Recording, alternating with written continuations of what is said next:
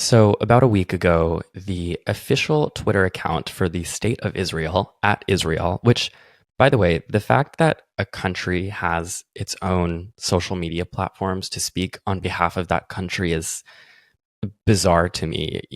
On the official Instagram account of the State of Israel, they have been going after specific celebrities who have stood in their support for Palestine over the last month, including a series of Instagram stories posted by at Israel about Gigi Hadid, which resulted in Gigi Hadid's phone number getting leaked and her getting like hundreds and hundreds of death threats, which she ended up sharing a while later. And I thought the whole thing is just so bizarre because what does the social media manager of the State of Israel expect from Gigi Hadid, who is a Palestinian woman?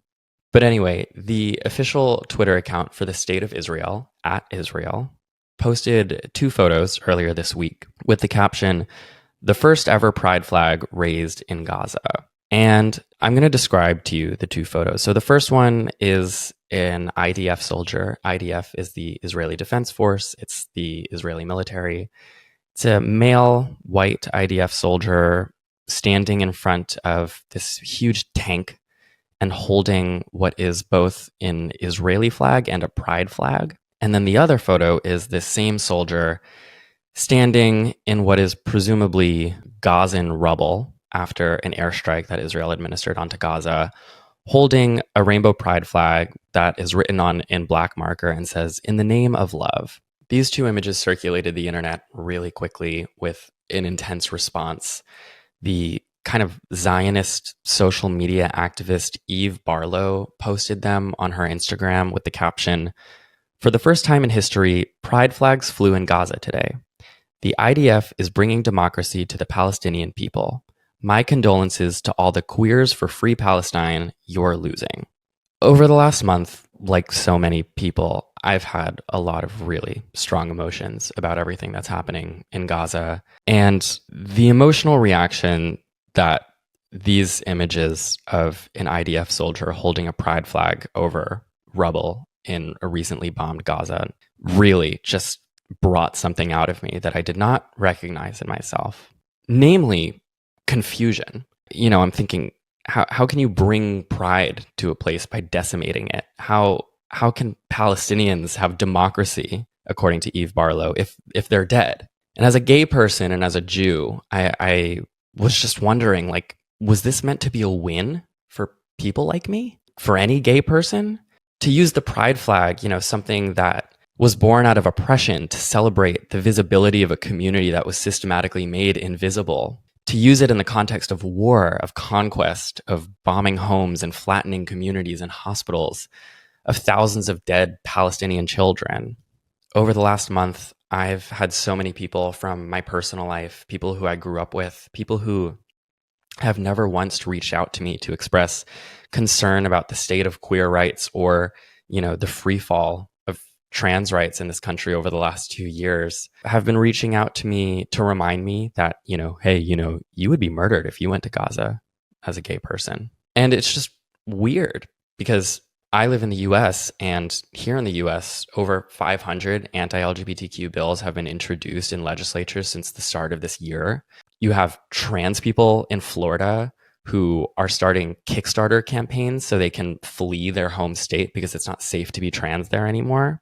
The Republican Party has made their hatred for queer people and their conflation of queer people with pedophilia, which is very 1970s, by the way, a core pillar of their campaign messaging for 2024. And I have no desire to compare the state of queer rights here versus those in Palestine or frankly anywhere else. This is not the oppression Olympics, and I, for one, am extraordinarily aware of my privilege living in a place like New York as a queer person. But it does just make me wonder, right? Like, are these people who are reaching out to me to remind me that for sure I'd be murdered if I went to Gaza as a gay person, are they really concerned about the hypothetical safety of me if I were to take a trip to Gaza? Are they really concerned, more importantly, with the safety of actual Palestinian queer people who do live in Gaza? Or is this homophobia being wielded as a tool, as a crutch in their argument for why I should feel okay with the ethnic cleansing of Palestinians? from a land that they once called home. This has all felt like such a distortion of values like queer liberation and Jewishness, values that I'm so familiar with because of who I am. So I started reading some more. And what I was witnessing play out in front of me, the parading around of queer identities to essentially justify and sometimes glorify the ongoing massacre of Palestinians, started to make a lot more sense. The basis for this episode is a book that I read called Israel, Palestine, and the Queer International, which was written by Sarah Schulman in 2012. Sarah is a 65-year-old queer Jewish writer, academic, and activist, and I actually asked her to be on this episode, and she couldn't because she's getting surgery, but she did respond to me, and I absolutely fangirled because, we all have those people who are celebrities to us specifically, and that's kind of who Sarah Schulman is to me. So thanks for responding, Sarah. Anyway, the book is about this. It's about the intersections of queer solidarity and the occupation and ongoing violence against Palestinians in the Gaza Strip and the West Bank, and dispelling the myth that these are entirely separate issues that are at odds with each other, when actually they go hand in hand because, as Sarah Schulman writes, justice is universal. So before we get into the meat of the episode, I want to explain to you two concepts which are really, really important for understanding what we're going to talk about in this episode. And those two concepts are homo-nationalism and pinkwashing. These are two words that you might have heard of before and not quite totally know what they mean. And I very much feel like homo-nationalism and pinkwashing fall into that category of like academic left-wing vocabulary that conservatives are definitely like, those are made-up words to describe problems that you're making up. It's very like homo-nationalism, trans misogyny, they're just making shit up to complain. But I think these words are actually extremely helpful to understand, especially right now. And I'm going to try to distill a bunch of academia into like the easiest possible explanations of these concepts. So I want to give you Sarah Schulman's definition of homo-nationalism. She wrote, homo-nationalism is where white gays, lesbians, and bisexuals, and in some cases transsexuals, have won a full range of legal rights. Through marriage, parenthood, and family, they become accepted and realigned with patriotic or nationalistic ideologies of their countries. Instead of being feared as the threat to family and nation that they were once seen to be, this new integration, under the most normative of terms, is held up as a symbol of that country's commitment to progress and modernity. Some then identify with the racial and religious hegemony of their countries and join movements opposing immigration or racial and cultural difference. They construct the other, often Muslims of Arab or South Asian, Turkish, or African origin, as homophobic and fanatically heterosexual. So that's pretty academic. And basically, in my words, what that means is in a place like the United States, right, where gays have recently won certain very hard-fought victories in the realm of human rights that are specifically Western, right, like being able to marry, being able to serve in the military. We, and by we, I mean Western gays and white liberal allies, cling to those very specific wins and turn them into a symbol of what it means to be, say, American. And so our identities as queer or queer-friendly get wrapped up in our national identity as Americans or British people or any other Westerner. Hence, homo-nationalist. So we start to frame these white Western countries as fundamentally progressive, and we identify with that, while contrasting those feelings with Muslim majority brown countries, which we view as barbaric, uncivilized, and homophobic. And I say Muslim countries because homo-nationalism is almost always applied this way. It's a racialized viewpoint because it's only ever applied to Muslim homophobia and not, say, Christian homophobia, which is also extremely well documented. Sarah Schulman wrote, quote, anti-Muslim racists can express some concern for the well-being of gays only when the homophobia is Islamic and not, for example, Catholic. And Muslim homophobia is considered far more destructive than Jewish, Hindu, or Christian homophobia, and by extension, the US war crimes against Arabs and Muslims are ignored. Now, as a white American gay person, I recognize these feelings in myself, which is why these words jumped out at me, because I have been that person, reading the list of countries where homosexuality is criminalized and subconsciously letting that justify my own internalized racism, which is bad, because you can't racism away homophobia, because all of these struggles are interconnected. And when I started reading about this, I felt embarrassed. Maybe you feel embarrassed right now, but I think that discomfort is part of the process, is a necessary part of the process of evolving your thinking. All right. Are you still with me? Now we're going to get into pinkwashing. So some people think homo nationalism and pinkwashing are the same thing, but there's sort of a fine difference, which I do think is an important one. Homo nationalism is an attitude, right? Pinkwashing is when a government exploits homo nationalistic ideas through policy, legislation, and marketing. So back to Sarah Schulman, she wrote, while homo nationalism is a product of white culture and emerges unconsciously whenever white gay people and their admirers assimilate into racist power structures, it is not deliberate government policy. However, nowhere has homo nationalism been more consciously harnessed by governments than in Israel, where the maneuvering of gay rights to support racist agendas evolved strategically from marketing impulses.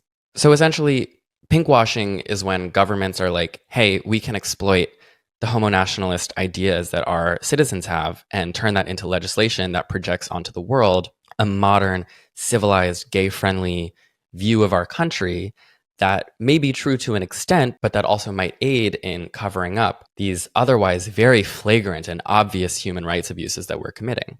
So Eyal Gross, who is an Israeli law professor at the University of Tel Aviv, wrote that, quote, gay rights have essentially become a public relations tool in Israel, even though conservative and especially religious politicians remain fiercely homophobic.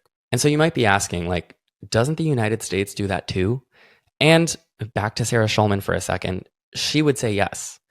In an article she wrote for the New York Times, she added, quote, in Israel, gay soldiers and the relative openness of Tel Aviv are incomplete indicators of human rights, just as, in America, the expansion of gay rights in some states does not offset human rights violations like mass incarceration. The long-sought realization of some rights for some gays should not blind us to the struggles against racism in Europe and in the United States, or to the Palestinians' insistence on a land to call home. Syed Atshan, a Palestinian anthropologist, said that pinkwashing relies on 4 basic pillars of logic. 1. Highlighting gay rights in Israel while ignoring Israeli homophobia. 2. Highlighting Palestinian homophobia while ignoring any agency of queer people in Palestine. 3. Juxtaposing these contrasting queer experiences in Israeli and Palestinian societies as civilizational discourse aimed at highlighting the superior humanity of Israel and the subhumanity of Palestine. And 4. Representing Israel as a gay haven for Israelis, Palestinians, and internationals in order to attract tourism and other forms of solidarity and support. Okay, that was a lot, but I do think that homo nationalism and pinkwashing are really important concepts to understand so that we can, first of all, better address them in ourselves and also see them when they're showing up in this moment in the world, and also to better digest the conversations we're about to have. Real quick, before we continue, this podcast takes a lot of work, and I am so grateful for our sponsors who make it possible. This episode is sponsored by Blueland. Blueland is on a mission to eliminate single-use plastic by reinventing cleaning essentials to be better for you and the planet. So the idea behind Blueland is simple. Instead of buying your mirror cleaner or multi-purpose cleaner or hand soap over and over and over again, you just buy one of Blueland's forever bottles, which are very chic, by the way, and you fill it with water and drop in your cleaning solution tablet, and bam, you have your cleaning solution. And when you run out, all you have to do is pop in a refill tablet, and those tablets start for as low as $2.25. So they're really sustainable and also very friendly on your wallet. And even friendly on your wallet because this holiday season, Blueland is having its best sale of the year, so you can save and shop sustainably for your friends, your family, even yourself. So a huge thanks to Blueland for sponsoring this episode. If you want to take advantage of their best sale of the year for up to 30% off your order, go to blueland.com/fruity. Again, that is blueland.com/fruity. That's blueland.com/fruity. So today we are joined by Moe Dabbagh, who is a gay Palestinian American. He has family in Gaza. His parents are both from Gaza. He has a personal tie to Gaza and to this moment, which I will let him tell you more about. Moe, welcome to A Bit Fruity, and thank you so much for being here.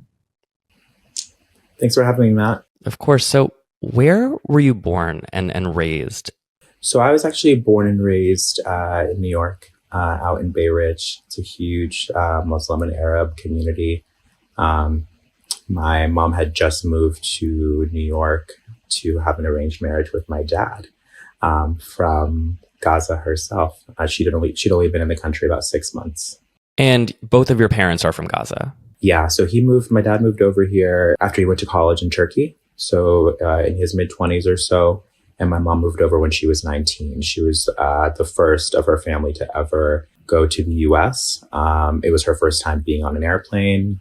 Honestly, when I look back at it and reflect on it, I think it's just so brave of her to do that. And to meet a man and to marry a man she'd never met before. She was escorted by his parents. You talked about how you lived in Gaza for a period of your childhood. How old were you during that? And do you remember much? You've done your research. I love that. I have. I stalked you on Instagram before we started this. No, that's awesome. You dug deep. So I used to visit. I've only been to Gaza. I've never been to other parts of Palestine or Israel. And I lived there for about a year or so when I was 4. And I vaguely remember it then. When I was there, my grandma was living there. I had 2 aunts, a lot of my mom's cousins. My entire dad's side of the family is there. We had our own apartment there as well.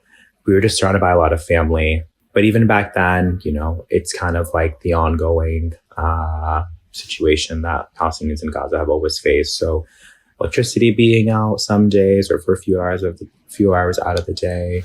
But that's just a general way of being. And so people are used to it. Really, they're just so thankful to be alive and to be around one another. I've only been back one other time since then. And it was when I was about 11 or 12 when my grandma was passing away.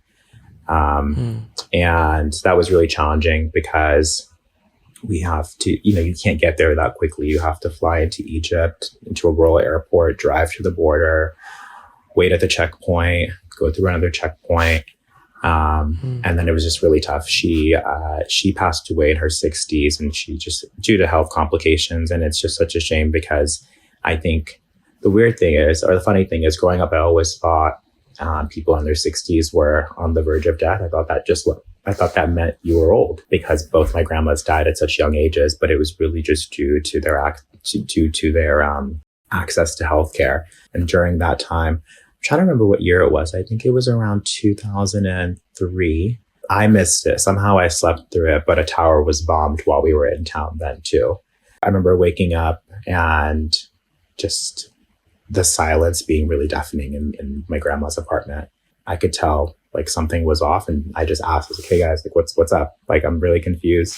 And they filled me in. They were really confused that I had slept through it, but that's just like normal day-to-day life. They're granted it's not always happening as consistently as it's happening right now. We're seeing hundreds of bombs a day, but every few months. And it goes in waves. That's just what the people there have always been subjected to.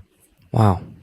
But I have really, really, really positive memories of being there as a kid, despite just some of the challenges of being there. I think it's because the resilience is really embodied in everyone there, in Palestinian people there, but also in the diaspora, I'd say, in my mom, in my friends' families who have had to, who have either just moved away when they had the opportunity or those that were displaced years and years and years ago. And I think that's just something so special about the people there. And I'll tell you a bit more about my family that's still on the ground who I'm in touch with later on when we get to it, but just how their continued resilience, despite what's been going on the past few weeks, continues to show.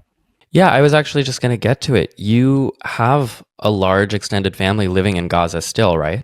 Yes. Well, the numbers are shifting. So both my parents are from there. My dad's side is the Dabbagh side. That's my last name. My mom's side is Abu Saif is their last name. And getting updates from either side of the family has been really tricky just because of access to electricity, to Wi-Fi, etc. You hear about it every day. So since October 15th, that was when the first recorded casualties happened on my mom's side of the family. Till now, we are at 49 members of the Abu Saif family that have been killed thus far. So that includes mainly my mom's cousins and their children and their grandchildren. We haven't yet heard of any deaths of our immediate first cousins or my mom's sisters. So we actually heard from my mom's sister today, this morning. She made it. They've been in the north this entire time, which has been really Wow. Stressful for us just because it's where the ground invasion is actively happening right now. But we heard that she made it to Rafah. So she's by the Egypt border. Not sure how she made it there. The messages come in sparingly. She did say in her last note that her access to Wi-Fi is a really long walk. So we probably won't hear from her unless we call her on international calls, which we've been trying to do. It's worth every penny. But it depends on if her phone is either charged or on. So fortunately for now, at least my mom's immediate siblings and our first cousins are okay on that side of the family. On my dad's, we're not as close anymore. My dad passed away over 10 years ago, and I'm just not as tight with that family. I have a second cousin I'm in touch with. I heard from him today through WhatsApp. And that's the thing. You don't want to bother these people by like draining their phone battery and just messaging them unless you can put together something really concise, just to be mindful of their time, energy, and also just access to these resources. So Sammy, who I know you're familiar with. Yeah. In 2021, during what felt like the last kind of huge escalation of violence of Israel bombing Gaza that the whole world was hearing about constantly, you posted about your cousin named Sammy, who was displaced from their home, which was destroyed. And so do you know where your cousin is now? Yeah, so that war was pretty bad. That was May 2021. And I wasn't as close to Sammy before that war. We just started talking a lot more just to keep in touch and keep up with, what was happening on the ground. Because this was before we had the voices that are currently kind of reporting on everything happening in Gaza, like Plestia, like Mataz, for example, like Bisan. I'm not sure where he is right now. He hasn't clarified. I asked him. I received a text from him this morning, which was the first time I've heard from him in over 2 weeks. And he said it was 8 a.m. our time. So mid-afternoon theirs. Here, the situation's very dangerous. Oh, and he writes to me in English because he wants me to understand it, despite the fact that I'm very capable of translating. I can also read Arabic, but he wants to make sure that I'm able to understand what's happening. The situation is very dangerous. We're surrounded by tanks and soldiers. There's no internet, no food, and even little drinking water, and navigation is not suitable for water. The family is sick from the smell of death. And that's all he said. So he didn't really indicate like any signs of being in a better situation anytime soon. If the soldiers and tanks are around, that means he's in the north. I just don't know in which part. I don't know if he's hiding or if he's safe enough to, exist amongst them and get access to Wi-Fi. It's really unclear. So I wrote him back, just waiting to learn more. But again, it's like, you want to be mindful because him sharing the updates with me, I can only do so much, right? Like I want him to be able to maybe reach his family on the ground that's still remaining. Right. You know what I mean? Yeah. So how do you, and I guess also, your mother, like 49 members of your extended family, how do you even make sense of that? Have you made sense of that? Yeah, it's really tough because, we're seeing a lot of messaging that's like, these are real people. They're not just numbers. But when the numbers keep increasing like that, you kind of start losing sight of the individual humans. But what's been helpful to me and what really kind of gutted me was, it's also like a game of telephone. My uncles live in Saudi and they have access to or have the contact information for more members of the extended family that I've never met. So they get kind of that information piecemeal, but they've started sharing the names of all our family members that have been killed, that have been martyred. And so those lists will come to me in Arabic and I want to, read through them and translate them to English so I can have my own list to really reflect on and memorialize these people. And so I remember being on the train 2 weeks ago. I was going to a dinner for members of the Muslim and Arab communities in creative spaces. It's been really nice kind of reconnecting with the culture and meeting new people that just get it. And on the train, I was doing those translations. And as you go through each line and read, each individual's full name, and it really kind of sets in the sheer impact of what this is, right? Like you're reading, my cousin Hatem, Awad Abu Saif, the wife of my cousin Huda, Mustafa Abu Saif, their children, Muhammad, like, you know, it starts to just become very, very real. And yeah, that really killed me on that train ride. And it's not about me at all. And that's something I was saying to you earlier. Like, it's just, you then start feeling bad that, or kind of guilty. It's the survivor's guilt of it all. Right. Right. It's like, how can I be so upset about this? I'm on my way to a dinner.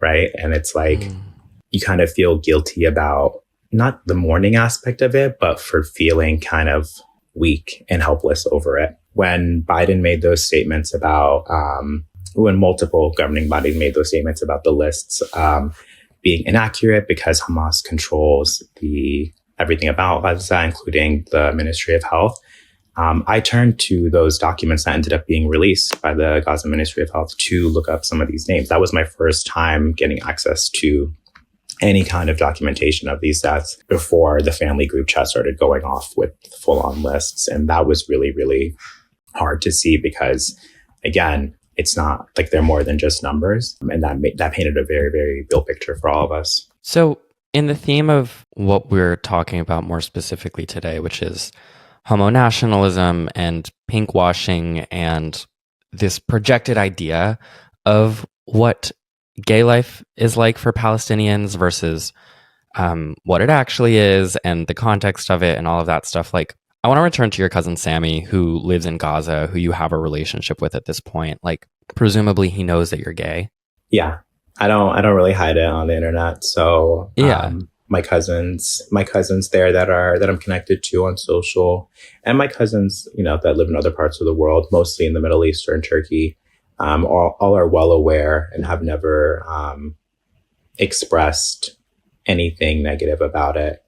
And I think from my cousins, from Sammy, I've gotten nothing but support for the life I'm leading. He hasn't specifically said, I support you as a gay person necessarily, but he's happy to see that I'm happy, which just feels really special to me. But yeah, that's been the extent of those conversations. We're really keeping most of the conversation focused on their overall health and safety. Yeah, absolutely. And that totally makes sense. And for what it's worth, I mean, it sounds like that exchange is also the description of like most white American Christian queer people with their families, you know, on the good side, that their families are like fine with it, but they don't talk about it for the most part. I want to talk about pinkwashing. Can we talk about pinkwashing?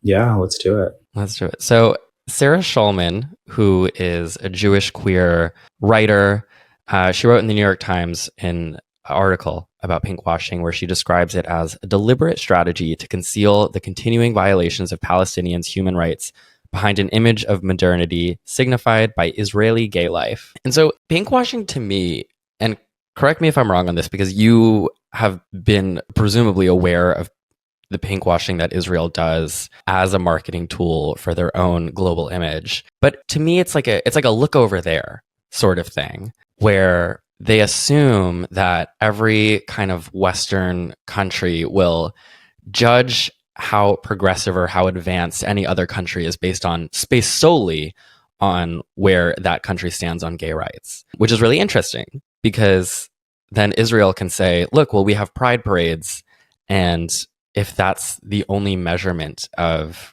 advancement that you're using to judge another country's progress, then you will ignore the fact that they treat Palestinians in an incredibly inhumane way, that you will ignore the fact that racism between Jews and Arabs, between different kinds of Jews, is like an extraordinarily prevalent problem in Israel. And also, even if you just ignored the way that Israel treats Palestinians and those human rights abuses, like Israel's government is extraordinarily right-wing in its own right. Mm-hmm. And so it feels like the whole progressiveness of Israel, right? This like Tel Aviv being a haven for gay people. It feels like it's all like an inch deep. So Mo, like when did you first become aware of pinkwashing? And like how does it show up in your life? How has it shown up in your life, or the way that people form assumptions about your life? I think I first became aware of it, or I first started really paying attention to it, might have been in 2021, because it really comes out when the Israeli government wants to suppress support for Palestinian people from the gay community and influence, that train of thought and that support. And as a proud queer person, as someone who has really found community here in New York and as an adult, it's just been really disappointing to see that because it's so targeted to our community. And it's so, you said it perfectly, the look over there tactic, it's really meant to distract, but it's also meant to really divide. And like parts of it are also intended to pit Palestinians against supporting its own people. A lot of that messaging, says like, and I've received a bunch of comments on, I did a video for them a couple weeks ago, and a lot of comments from people I don't know, could be bots, are telling me like, oh, look, it's an American Palestinian. I bet he wouldn't go to Palestine. I bet he wouldn't go to Gaza, or I'd like to see him go wave a rainbow flag in Gaza. And that's just so offensive because I would go do those things, right? Or I would go be myself in Gaza, where I'm going to respect the cultural norms there, just like I would, in any other conservative country. Or, I might be a bit more cautious, just like I would in certain parts of the US South. Right. But to use those as tactics against me and influencing like where my support lies is just, it's so messed up. And I can't believe that like you have a governmental body behind it and that puts money behind it too. I've also seen some folks post things like, oh, you've been to Tel Aviv Pride. Where's your support for Israel now? And it's like, these people didn't necessarily go to Tel Aviv Pride to support Israel to begin with. Some gays are just on the circuit. And it's not fair to suggest that because they've gone somewhere to party that they're going to unequivocally support the host of that party, right? And it's just, it's such a weird way to influence. Yeah, I've had a great time in Miami before. Exactly. I've had great times in Miami before. I'm not endorsing Ron DeSantis. That's such a great example. I mean, but it is such an interesting thing though, right? Because the tone of those comments that you'll receive, right?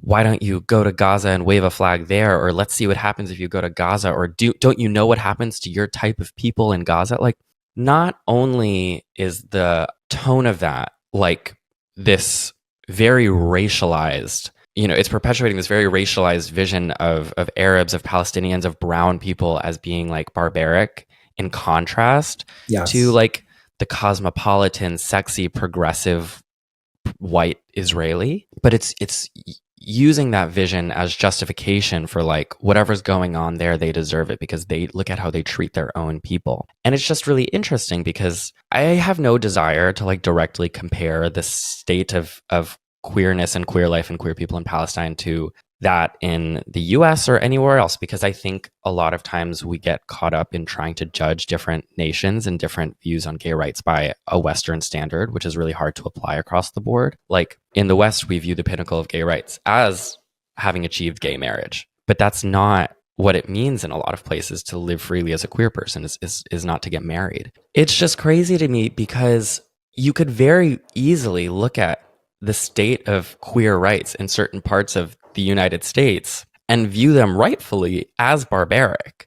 Like the revoking of trans kids' access to healthcare, of trans kids' ability to use restrooms, of frankly an increasing number of bills and popular mainstream conservative ideas around the United States to restrict queer people's ability to work anywhere in the public sector without being humiliated online. And it's just weird because I've never seen any of these people use that as justification for why we should, for example, blow up Florida. Yeah, totally. Actually, on November 3rd, the UN Human Rights Committee criticized the US over its anti-LGBTQ discrimination. So the new report cited numerous human and civil rights abuses. They reported concern over unchecked anti-LGBTQ discrimination by state governments. They've called out the laws that ban and in some instances criminalize gender-affirming healthcare for transgender persons and that limit the discussions on sexual orientation and gender identity in schools, like the Don't Say Gay law in Florida. And so if the UN, it's crazy because the UN is calling out what's happening here in the US. It's calling out Israel for what it's doing. And we're just rejecting all of that. Something that's been really challenging throughout all of this is just the dehumanization of Palestinians in general. And that weighs on me because that's my identity, and it's, have family there. And so we're seeing like the conversation from Benjamin Netanyahu, Prime Minister of Israel, say there's a struggle between the children of light and the children of darkness, between humanity and the law of the jungle. That's basically the civilized and the barbaric. And, of course, the barbarians don't have, queer people are suppressed in Gaza. So they're not important, and we should be fighting that. And it justifies everything that we're doing. I think a couple of days ago, we saw an IDF soldier raising a rainbow flag. That's what I'm starting this episode with. It's analyzing that image. But feel free to talk about it. That image of the IDF soldier on the ground in Gaza waving the rainbow flag. It's just crazy to think like that feels like a success and that they've done something. It's like the bullets, the bombs, like they probably killed queer people. So to just wave that as if you've done something to improve the lives of queer people in Palestine, and Gaza specifically, is just so delusional. Something that I've learned and that I've like internalized, honestly, for the first time through researching for this episode, is just that like this idea that you can win rights for, for example, Palestinian queer people by colonizing them, by displacing them from their homes. It sounds absurd, but that's literally the ideology running through so much of this argument online and in the media, is that, it's like setting the rainbow Israeli flag amidst the rubble, which is what that IDF soldier did. And it's like, we're finally bringing a pride flag to Gaza. And it's like, this is what we mean when we say that all forms of oppression are interconnected and that you cannot bring certain forms of justice without others. Liberation for some people is not liberation. It just makes no sense when you put it all out in front of you. Like the idea that all of our liberation is interconnected as queer people, as Palestinians, as human beings, freedom from occupation, freedom from homophobia, freedom from racism, freedom from transphobia, all of these things are literally connected to one another, and we can't have one at the expense of another. That's not how freedom works. Mo, have you heard of this thing called Brand Israel? I have. Yeah, it's really fascinating.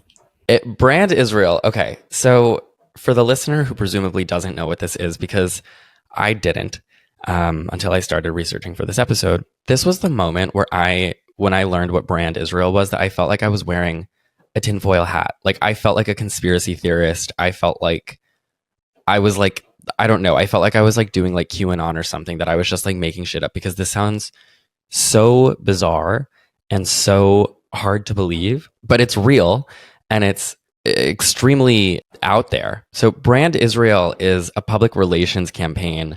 It's a marketing campaign that continues to be run by the Israeli government. It started in 2005. And the whole idea of Brand Israel was to improve the image of the state of Israel. The goal of the campaign, this is from its Wikipedia page, the goal of the campaign is to establish Israel as a cosmopolitan, progressive, westernized, and democratic society, contrasting it with the Islamic, homophobic, and regressive surrounding nations.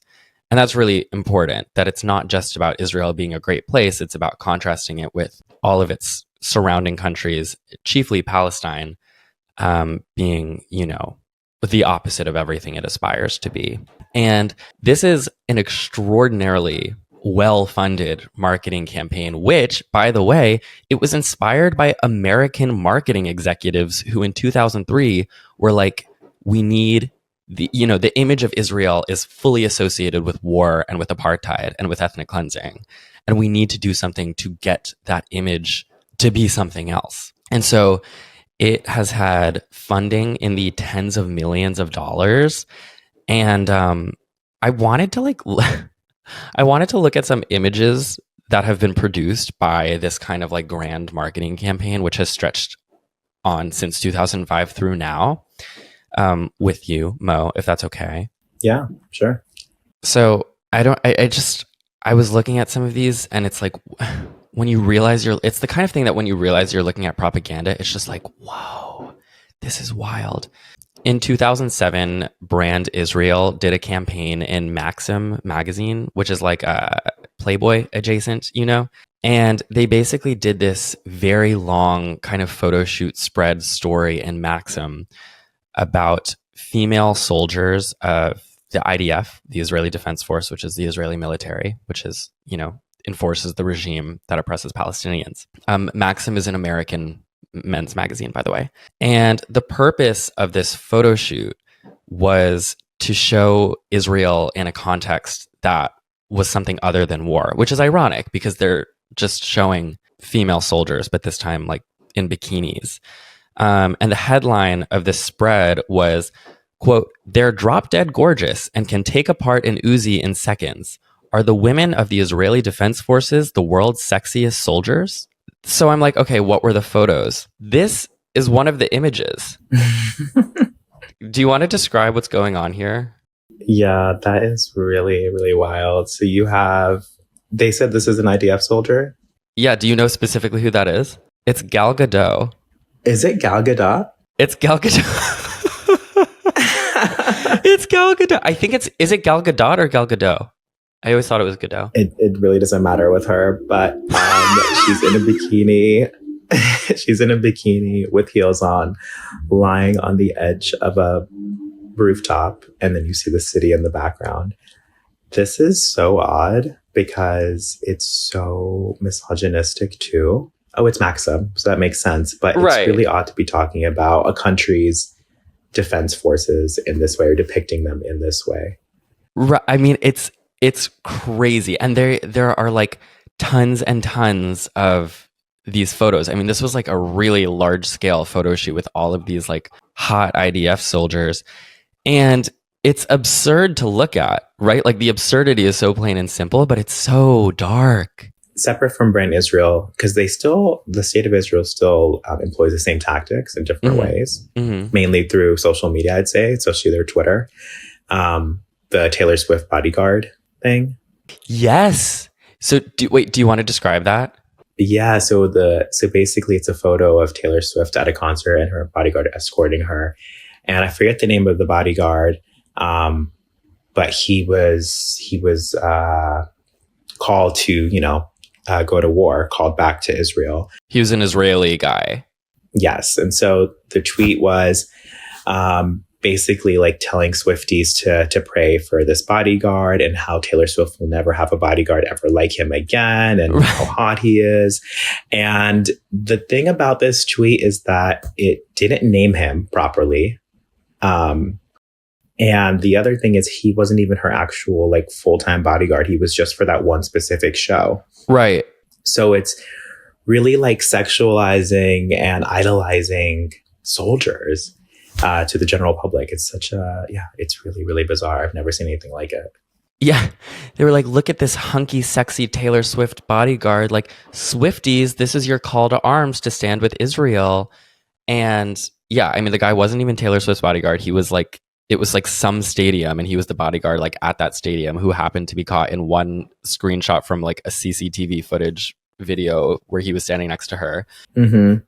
And it's so interesting because, yeah, like you said, I mean, the ongoing efforts of Brand Israel now through social media, then through Maxim, it reminds me of like, it's like the darkest version of that meme. You know that meme? It's the guy with the skateboard and he's like, "How do you do, fellow kids?" Mm-hmm. It's like the darkest possible version of that, of like some like adult war criminal being like, "How do you do, Swifties? Time to commit some war crimes in the name of Taylor Swift."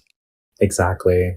It's really fucking bizarre. I think just on that note, like the whole social media strategy has been so bizarre to watch. And I'm really, really glad that a lot of young Americans, and I'm seeing it a lot on TikTok, are seeing right through it, right? Like, why are we doing Get Ready With Me's to go to the front lines? Why indeed? Why are you going? I mean, like a full beat to go to the front lines sounds cool in theory, but it's just such a weird thing for a government to be promoting through its soldiers. It creates this like crazy dichotomy of like beautiful and civilized and glamorous versus barbaric and children of darkness and of the jungle. And I'm really, really, really grateful that like social media is there's some good and a lot of good and bad to social media, but like it's allowing people to see right through this stuff in real time rather than just relying on what gets printed in the newspapers or on our in our on mainstream media, because it's truly, I keep using the word bizarre. That's exactly what it is. It also feels really desperate.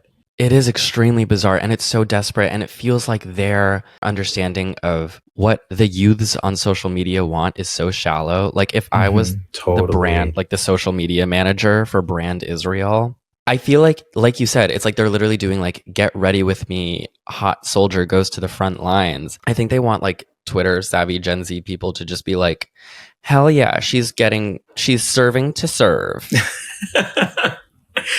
Exactly. But it's like, we all know that what they're getting ready to do is commit war crimes. And I don't even say that in a cutesy, like war crimes, like they're committing by the definition as created by the United Nations, war crimes. They are committing collective punishment. They are doing war crimes. I don't care what eyeliner they're wearing or like the story of their gay flag that they're planting in the rubble. I don't care. You're committing war crimes.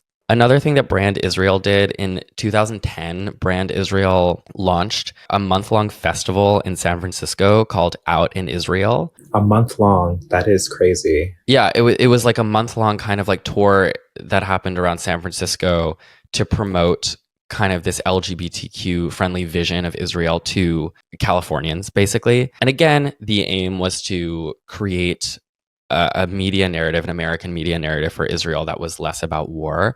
But also it was to counter something which had just happened in Israel not long before, which was a shooting at a gay center in Tel Aviv where LGBTQ youth were meeting, which resulted in 2 deaths and 15 injuries. And so they were like, oh, we had a homophobic shooting at an LGBT center in Tel Aviv. Now we have to go around to the rest of the world and remind them how gay friendly we are. And it's like, it's so transparent. I think that was the shocking thing to me when I was researching all of this, especially about Brand Israel and its enduring efforts to launder Israel's image as a state that commits war crimes regularly, is when you look at all of this in succession, when you look at the events, the anti-gay shooting followed by a very clear campaign to market Israel as like a sexy gay place to visit. It's so transparent. And this is where I have to be like, Matt, like you're not wearing a tin hat.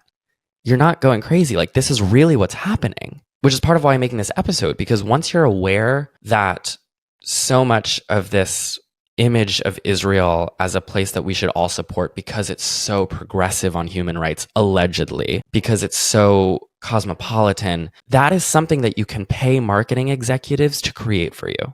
Whether you're a brand, whether you're Lockheed Martin, whether you're a country with a marketing budget, which, by the way, pays off because when thousands and thousands of people travel every year to Tel Aviv Pride, that is money that's going into the Israeli economy. So Israel isn't just doing this, by the way, listeners.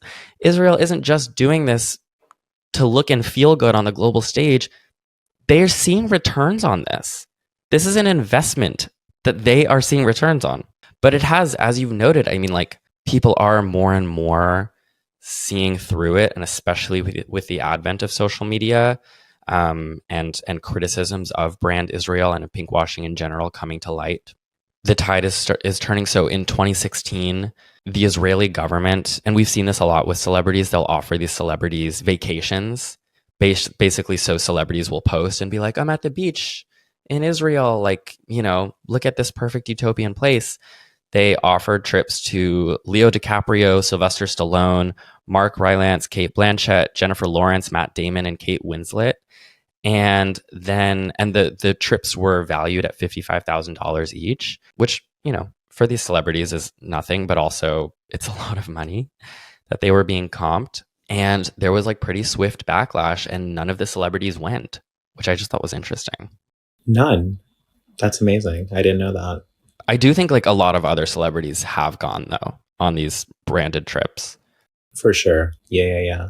I think I was doing a quick search on Brand Israel too, and I saw like 2016 or 2017, they announced the winning team of the Super Bowl was going to get a trip to Israel. Mm-hmm. But then more than half of them pulled out Mm-hmm.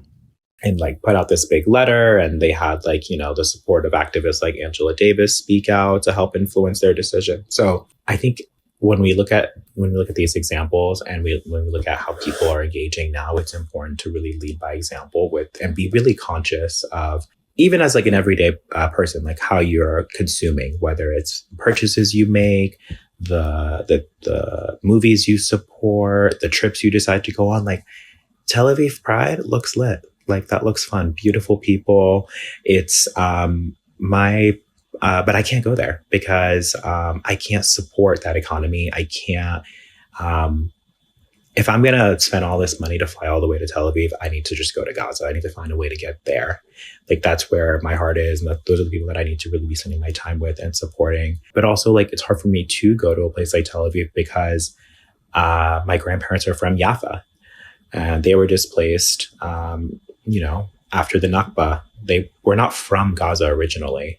And I think it's really important for a lot of people to understand is most of the folks there are refugees to begin with, and it's happening all over again. We've seen photos of, there's an elderly woman's photo that just went viral, or video of her doing the walk from the north to the south, and she's already done this. Yeah. And I think like we all have such a responsibility as not as just queer people, but as consumers and people that have influence, regardless of your following. You can have 300 followers, you can have 3 million, to really show where you stand. And I think if you really care about these human rights, show it, right? Because you can't say you care for human rights while also not condemning the fact that we're bombing those very same humans and destroying their homes with our tax dollars as American citizens. Yeah, that's another thing is, I mean, so many people are insisting that it's not my place to talk about this, or, I'm not involved enough to talk about this. And I'm not here to legislate who should talk about what. But I will say on a very basic level, if your tax dollars are funding something, you have a right to talk about it. That's my belief. I think it's also really unfair for folks to say like, well, if you're gonna, not support Israel and support the Palestinian people, then you need to give this up. And why aren't you speaking out against this? And why aren't you speaking out against that? And the whataboutism, is that how you say it? Whataboutism, yeah. Whataboutism, it's just like such a deflection tool. And it's like, well, those things are wrong too. But like, am I asking you to get on here and not only condemn Hamas, but condemn X, Y, and Z? Like, let's just focus on this issue at hand, right? It takes away from the point you're trying to make and the one I'm trying to make to begin with. And I feel like that's been really discouraging too, like these tactics of not only shaming people, but getting them to be silenced because they don't have all the answers, or making them feel like they haven't done all the research. It's not complicated. It's pretty simple. You either stand for humanity or you don't. You either care about human rights or you don't. And if you care about queer rights, then you need to first and foremost care about the lives of these people. They can't have rights if they're dead. Yeah. Or if their families are dead, I don't think their concerns are, being able to wave a pride flag when they don't have a house to wave it from. It's really, really beautifully put. So you've probably seen this, like, I feel like Queers for Palestine has become like a meme for a lot of the internet, especially the right-wing internet. And the basic idea is that at a lot of the protests for Palestinian liberation that have been showing up around the world, and especially in the US, there have been, at any number of them, there have been queer people, usually queer Americans, holding posters, Queers for Palestine, queers in solidarity with Palestine. And these photos have been turned into memes. Like, I don't know if you've seen this, Mo, but like people have collaged them with images of chickens holding up a sign that says chickens for KFC, or like cows for burgers or whatever. And the idea being that, how could you be a queer for Palestine? Queer rights are completely at odds with Palestinian rights and Palestinian liberation. And I've seen that image, the chickens for KFC thing, over and over and over again. And what's amazing is that every person who shares it on Twitter, every person who replies to all of my tweets with it, thinks that they're like breaking new ground or showing me something that I haven't seen before. But what do you make of that whole argument? Yeah, so I actually hadn't seen the image before I started seeing it in the comments on posts on Instagram and some of my own posts. And I thought it was just such a narrow way to look at this, right? It's like, I think what's frustrating about the chickens for KFC, angle is that like you're suggesting that like we shouldn't care about human rights because if we live in that society, we wouldn't have the rights that we're afforded here, which, those are slowly being pulled away from us.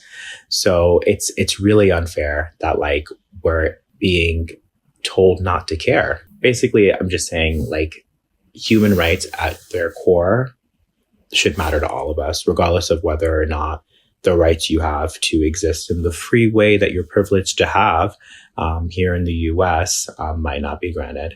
Yeah.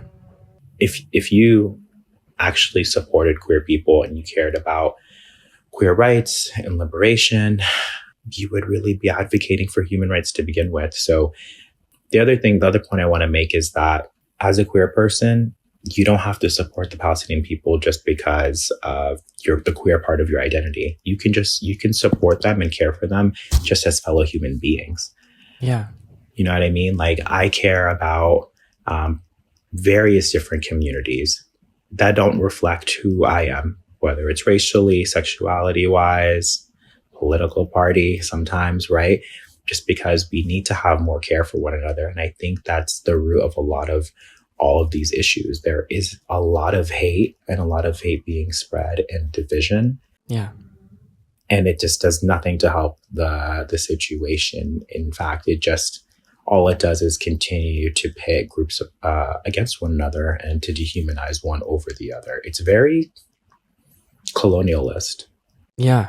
I mean, I just want to say, like, when I first saw the banners saying Queers for Palestine, there was a knee-jerk reaction I had, which was to question the legitimacy of something like that, right? Like a part of me, look, I'm a white American gay, and I was grown in the air of homo nationalism, and which I've had to unlearn. And a part of me has long bought into this idea of like, how could I, as a queer person, support justice for people who don't care about me or who I've been told don't care about me? And I no longer feel conflicted at all about my position on this. I am absolutely, as it were, a queer for Palestine. And I really don't like these sort of like the hand wringing that's being done by conservatives, by conservative gays, by conservative white gays about how surely I must be dumb to hold that position. I must be stupid. I must be unaware of how horribly they treat gay people. I'm not unaware of any of those things. What I am aware of is the fact that all forms of oppression are interconnected, that you cannot bomb people's homes and displace them permanently and cut off their water and kill them in the name of human rights. You can't do it in the name of gay rights, because none of those rights will exist if that's the method that you're taking to achieve them. That's not how human rights are fought for. Liberation is all or nothing, and you can't liberate some at the expense of others. And that was the end of my tangent. Yeah, something I really love about what you've said in one of your most recent Instagram posts is, why does everyone suddenly want to remind me that Gaza is not a safe space to be queer? Is it out of genuine concern for the well-being of queer people? Or is it a wielding of homophobia as a tool to justify the mass slaughter of Palestinians? And it definitely feels like the latter. Because like you just said, if there is a genuine concern for the well-being of queer people and the future of queer people, of queer Palestinians, you wouldn't be obliterating them. The other thing you said was there's a big difference between pointing out issues in a society in order to actually help the society versus portray it as savage and deserving of the violent oppression we've been seeing for weeks on end, for decades on end, honestly. And so when someone, chimes in to tell us, where we look dumb, we're chickens for KFC to be advocating for Palestinian lives, you're basically supporting what's happening to those Palestinian people, the violence that's against them. And you're saying that we shouldn't be standing up. We, of all people, have no right to. And I think the reason why Queers for Palestine exists, like that movement itself, is because of the multi-million-dollar campaign that's been going on for decades now,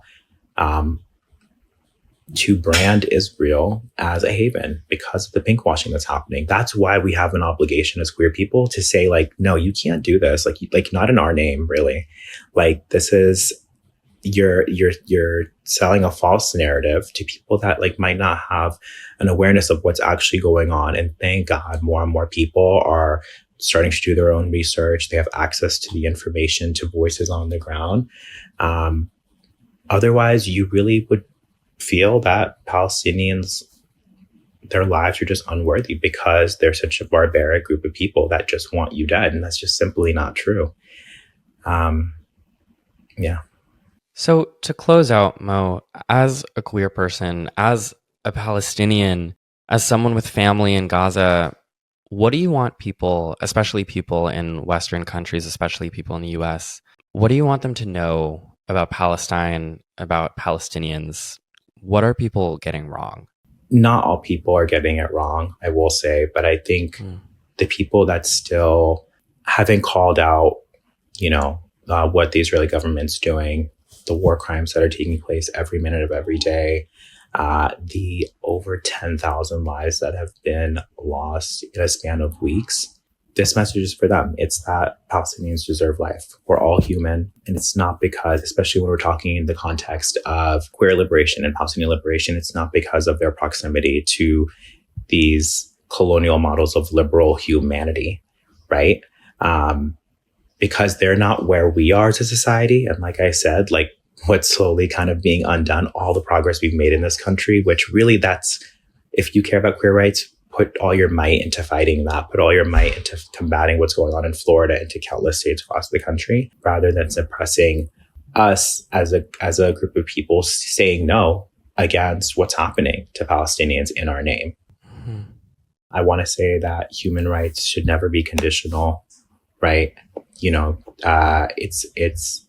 It's messed up and it's unfair to suggest because a society isn't as quote unquote advanced or as liberal as ours is, that those people are undeserving of basic human rights, resources, safety. And then I'll close it out by saying queer liberation is Palestinian liberation. I said this in my video for them. I say this to anyone that wants to have a conversation about this, because you can't have queer liberation in Palestine without a liberated Palestine. And with Palestinians in Gaza. So if you're losing them, you're losing all of us. Yeah, sorry. That was kind of long-winded. No, that was perfect. Mo, thank you so much for being here today.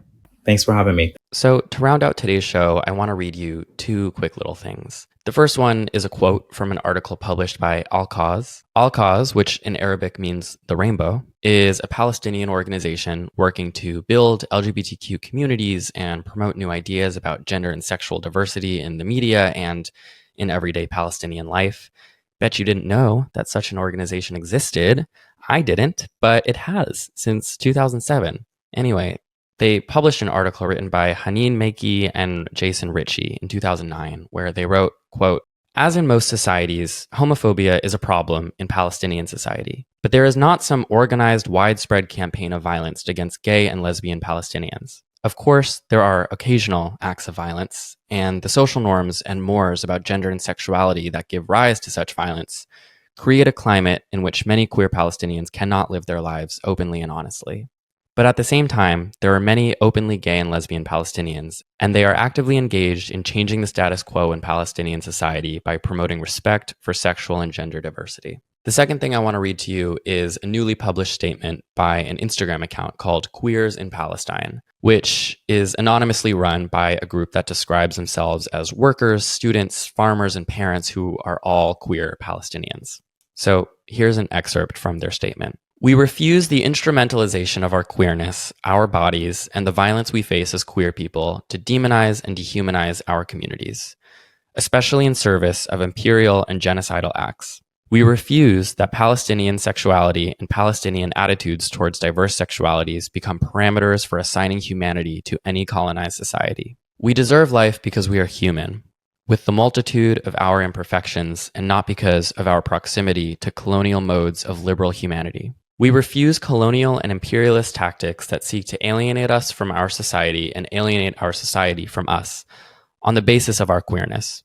We are fighting interconnected systems of oppression, including patriarchy and capitalism, and our dreams of autonomy, community, and liberation are inherently tied to our desire for self-determination. No queer liberation can be achieved with settler colonialization, and no queer solidarity can be fostered if it stands blind to the racialized, capitalist, fascist, and imperial structures that dominate us. So that's our show today. I want to give you, the listener, a huge thank you if you've made it this far, or, even if you haven't made it this far. Thanks anyway. I want to give a huge thank you to Moe for so generously joining us and giving us his story and his viewpoint during a time which I can only imagine has been incredibly painful and distressing for him.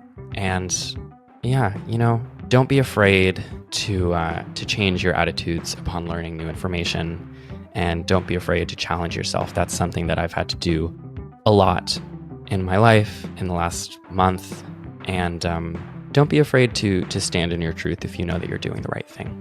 And with that, I will say I love you, thank you for listening, and until next time, stay fruity.